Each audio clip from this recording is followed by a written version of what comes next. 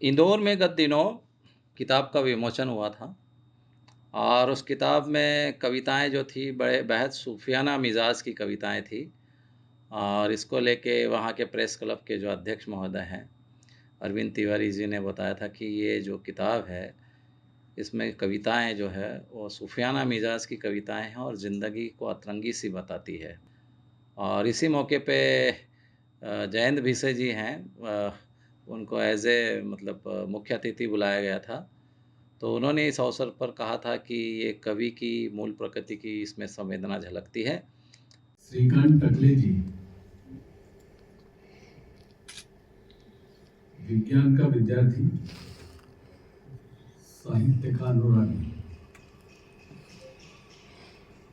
जिस क्षेत्र में निवास करते थे वहां मेरा परम मित्र, वर्षों से उनका पड़ोसी, उनका लोचा है।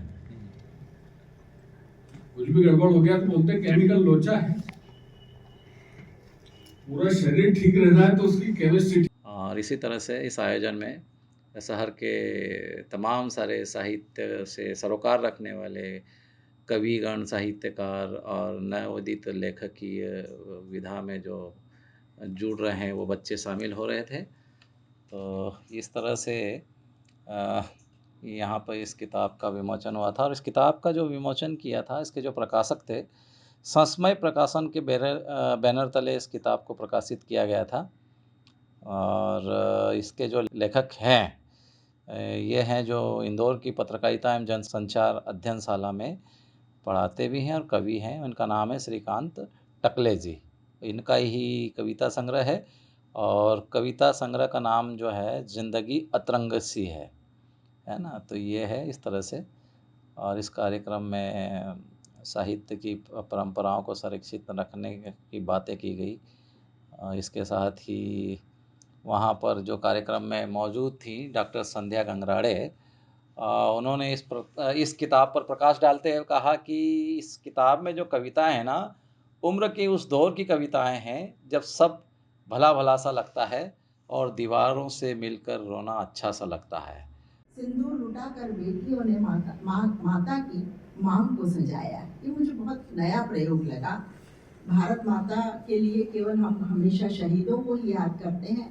कवि ने उनकी बेवाओं को भी बहुत सम्मान पूर्वक याद करते हुए अपने सिंदूर को देश के ऊपर न्यौछावर करने की मतलब उनको इस किताब की जो कविताएँ हैं इस तरह से लगी।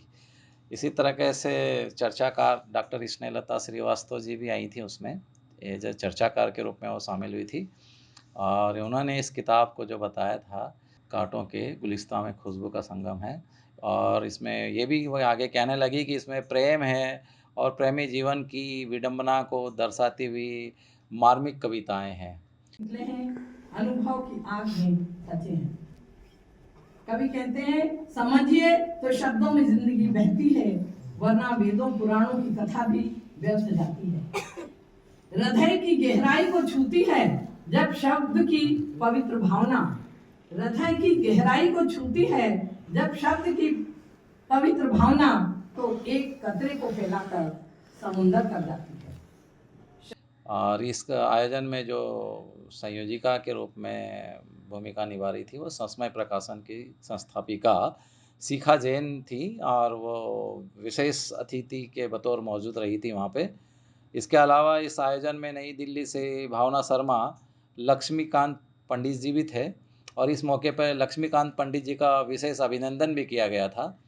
और इस मौके पे जो अतिथि आए थे उनका स्वागत जो है दर्शना टकले, डॉक्टर दर्शिका टकले ने किया था और शब्द स्वागत जो होता है मातृभाषा उन्नयन संस्था के जो राष्ट्रीय अध्यक्ष है डॉक्टर अर्पण जैन अविचल जी, उन्होंने किया था और कार्यक्रम का संचालन है अखिलेश राव जी ने किया था और अंत में सब अतिथियों का जो आभार है लक्ष्मीकांत पंडित जी ने माना।